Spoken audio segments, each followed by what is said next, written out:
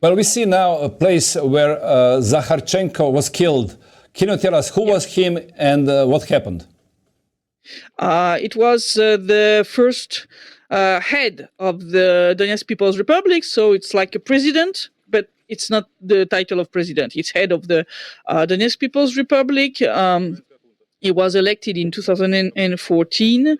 It was the former commander of the Oplot battalion. So he was involved in the defense of Donbass against the Ukrainian army since 2014. He had multiple assassination attempts against him before. And unfortunately, on the 31st of August 2018, the Ukrainian Secret Service, with the help of the Western Secret Services, succeeded to kill him in a terrorist attack.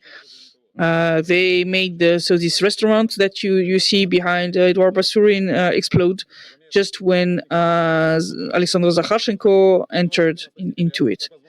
It was, I think, the seventh time they tried to kill him, and this time, unfortunately, it worked.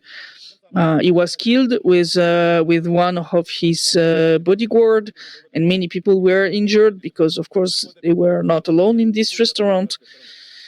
And unfortunately, he's not the only one who has been killed like this. Ukraine is really a terrorist state. I mean, they use terrorist attack, and they don't even, they're not shy. I mean, they even admit it. I mean, they have used a terrorist attack against the Crimean bridge. First, they claim it's not them, but a few months after, they were boasting that, yeah, it was us. They have organized the terrorist attack in Crocus City Hall in Moscow. They have killed several commanders or officials in Donetsk and in Lugansk People's Republic with such attacks. Like the commander Motorola was killed also during the explosion of the lift in his building where he lived with his wife and child. I mean, this time he was alone with a bodyguard. He was not with his wife and child, but it could have been, this kind of thing.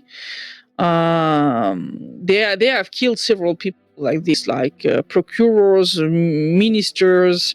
It's a specialty. And it's not surprising when you know that they have reinstalled Bandera as a national hero. Stepan Bandera was a terrorist. He made several political assassinations against Polish politicians, because at this moment, the region where he was born was part of Poland. The region around Lvov and Ivano-Frankivsk was part of Poland. And he killed, he and his group killed several Polish politicians during terrorist attack. So it's part of their ideology. For them, it's acceptable to do that. And so what you see now, it's the day that people were coming to say, goodbye to Alexander Zakharchenko before we sent his coffin to the cemetery. And there was so much people this day that they had to prolong the time frame to let people put flowers and say goodbye.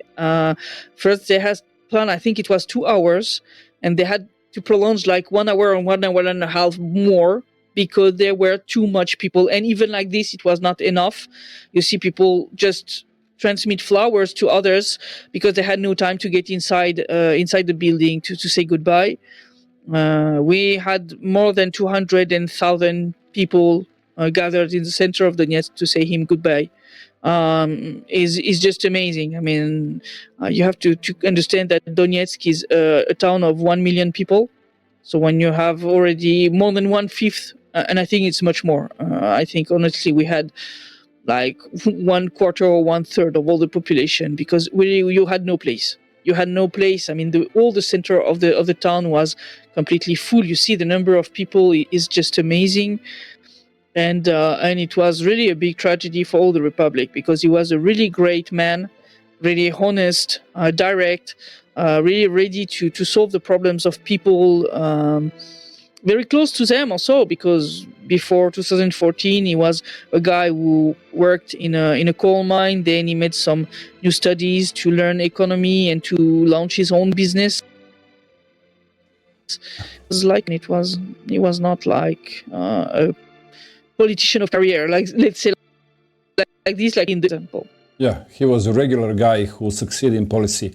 Tell me what they want to accomplish with this assassination. The aim was really to destabilize the republic. We have seen at the same time preparation. They began to gather troops. I think they hoped that it would disorganize completely the republic and especially the defense part. But it didn't work. It didn't work. I mean, all the people gathered around the new authorities, the new head of the republic. It was then chosen to be Denis Pushilin, who was the head of the parliament, like the president of the parliament. And so they just step back and they didn't do more at this moment. But I think the aim was after to attack the Donetsk People's Republic, counting on the chaos after the death of Alexander Zakharchenko, because he was himself a commander of a battalion, so he had an experience in managing troops and elaborating military strategies and so on.